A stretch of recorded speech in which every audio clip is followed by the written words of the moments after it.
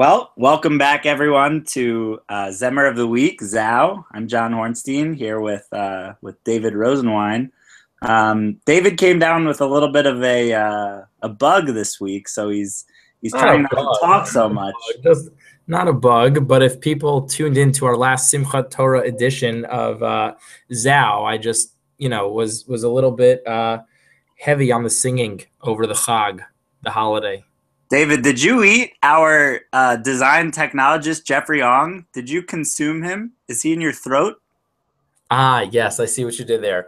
For the listeners that don't understand John's humor, Jeff works for a company called Frog, and I do have a frog in my throat. But, John, we need to add Took a symbols. step We need to add further, symbols. and you explained it to the audience. It's very nice. We need to add symbols to our hangout, so we do like a buttach or something. Yeah, you're right. And emojis. I feel like a frog emoji would go a long way, and every now and again. Yeah, not gonna lie, frog emojis with listeners probably won't go over as well, but we can talk about it. Maybe offline though. So, David, before we get into the song, tell us how your Simchat Torah was. I'm sure the listeners are dying to know. Well, things in New York were wild and crazy. It was a Simchas Torah that was more robust than I've ever seen before. Cops and ambulances and a lot of Jews. Oh my Um, goodness. lots of singing, lots of shul, lots of dancing. We had to move the party from my apartment up to the roof because it got very schwitzy from all the people, from all the singing. Oh my Um, goodness. it was very nice. Thank you very much, everyone who was able to attend. I did not know that you lived in a sauna. How much I, schwitz they had to move it to the roof. I Sounds, see what you did there again. Instead of doing sauna, you did zona in honor of Zhao. that's a good point. Well, I like that you covered up for my pronunciation misstep. Um, that's John, why are we just gonna schmooze or we're gonna teach a Zemer this week? we're gonna teach a Zemer. You know that I prefer to schmooze, and I would like to ask what David is wearing right now, but we'll save that one too because he Oh aired boy, the dirty let's get laundry. to the Zemer piece here. That's the Zemer. So this week we are going to teach a song, a Zemer, called Yom Zeh Mechubad. Yom Zeh Mechubad is a traditional Shabbat lunch tune. And it was written. Why lunch? Oh, I don't know. It's from the book, from the Zemerot book. It has it in the lunch section. Do you know the answer to that? We need to get our Zemer historian on the phone again to discuss these matters. Don't try boomeranging questions here. How many times have you put me on the hot spot? That is very true. We will report back on why. I feel like we've had a recurring question on sort of why certain songs are Shabbat lunch oriented and why certain songs are Shabbos Eve oriented. Have we addressed that? I feel like we haven't addressed that. We can add it to a future episode list. We'll add it. We'll add it to a future episode. Anyways, Yom Zeh Mechubad was written by Herbert Lowe. Oh, you were going to say Hoover. It was not written by a U.S. president, unfortunately. That would be fantastic. That would mean there'd be a Jewish U.S. president, or I don't know. You never know who's writing Zemerot. But Herbert wrote this song, and it's really a lovely song. If you look at the translations, it's sort of about how God toiled and worked to create the world in the first 6 days of creation, and then on the seventh day he made rest. So it's actually, John, I don't know if you planned this, but that's actually a perfect choice considering that we are starting with Parshat Breshit, the beginning of the world, creation, and God, it writes how God worked for 6 days and then rested on the seventh. So really apropos with your choice there. Given that I am the foremost scholar of all things Parsha, I absolutely did plan this. As always, kudos. You are the leader and the best. Well, I like that pun, and hopefully we'll get a win this week against Northwestern. And don't root for that team with your scrubs. I don't want to hear about it. David is working in Northwestern. Okay, we don't need to air that on the air here. Wow, that's fair. David is working for a school or a hospital that has some purple. Michigan may be playing some school with purple. He's thinking that he likes purple better than blue these days. All right.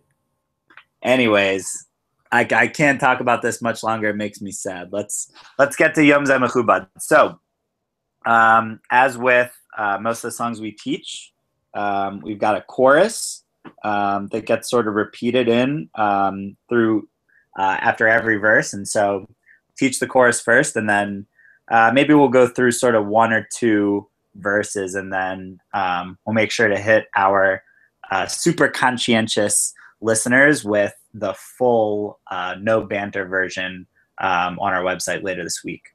It's interesting, just before you start, I actually think the super conscientious listeners are the ones that listen to us banter. But oh wait, hold on. I got one. Oh no, wrong one. That was nice anyways. That was good. All right, let's get into the song. So the chorus goes as follows. David, I don't know if you want to repeat. I'll do sort of half and half. So the first half goes, Yom Zemer Chubad Mikol Yamim. Sure, I can chime in. Yom Zemer Chubad Mikol Yamim. And then the second half goes, Kivo Shabbat Tzor Olamim. So ending on the high there. Ending on the high, that's right. You're a bar mitzvah teacher, so you're better at this than me. Kivo Shabbat Tzor Olamim. Good. And then, you know, it's traditional, or I don't know if it's traditional more than just it's silly, that some people like to add a little bit of flair to the end, to the middle of the chorus by giving a little toot toot. So if there's one thing, if you had to describe Zao in one word, some would describe it as having flair. Right. And that's why we don't show what we're wearing on the show, because sometimes it's a little too much flair. You really like going back to the wardrobe. You are one for themes. Well, you know, I saw how good the wave was looking in your bathrobe, and David carries his hair so nicely. Anyways, no one knows what the wave is. Yeah, I'll explain David's hair. He's got a wave in it. It looks gorgeous. We'll do that in another podcast. You can add a little toot toot in the middle of the chorus. It's nice. So the way you would do it is Kivo Shabbat Tzor Olamim toot toot. And then right after that, you're just going to repeat sort of the same lines again. It's the same tune. And then as our bar mitzvah instructor would tell us, you're going to end on the low with Olamim this time.